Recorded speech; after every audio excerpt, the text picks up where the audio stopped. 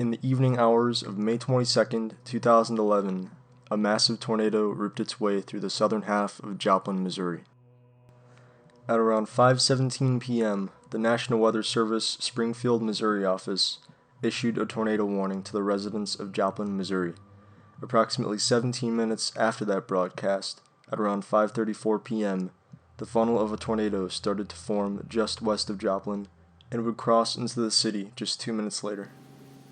The tornado's destructive rampage lasted approximately 38 minutes and traveled nearly 22 miles at around 20 to 25 miles per hour, and at its peak it reached nearly a mile wide.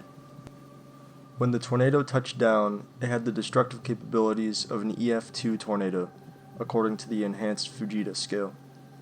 However, throughout the tornado's path, it was gradually reclassified as an EF5, recording wind speeds exceeding that of 200 miles per hour.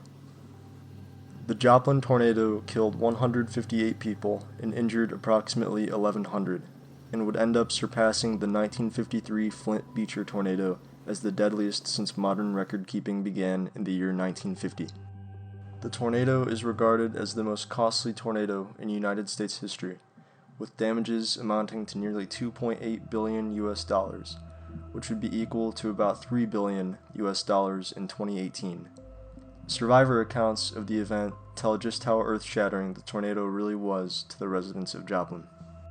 On the evening of May 22nd, Will Norton and his father were driving home from Will's high school graduation. Will's father recounted the experience. Quote, "Something big hit the top of the car. It was concrete. Something big. Your mind starts racing, and I thought, this is not good." End quote. Will pulled the SUV over, and the two hoped the tornado would pass them. Shortly after they pulled over, the tornado would pick up their SUV and smash it into the ground several times. During the chaos, Will was thrown from the vehicle. His body was found 4 days later in a pond nearly 200 feet from their SUV.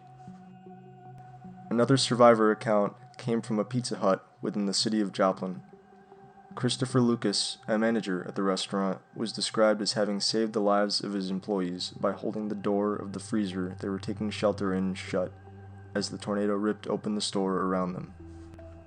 Daniel Fluhart, one of the employees working that day, described the event. Quote, "The only reason we survived is because he held the door shut with a strap. As soon as I saw the door slip, I grabbed Lucas. And then, when everything blew away, he was gone. The door was gone, everything." End quote. Christopher Lucas was killed when he was pulled into the tornado, leaving behind his girlfriend and 3 children. Stories like the one told by the survivors of the Joplin tornado are those to be remembered. As several years went on, and with the help of over a dozen federal agencies and emergency relief organizations, the city of Joplin was able to rebuild most of what it had lost. By September 2014, all of the destroyed elementary schools, as well as Joplin High School, were restored. The Mercy Hospital of Joplin was also restored.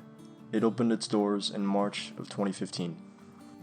Cunningham Park, the first city park in Joplin, was largely destroyed when the EF5 tornado tore through the city.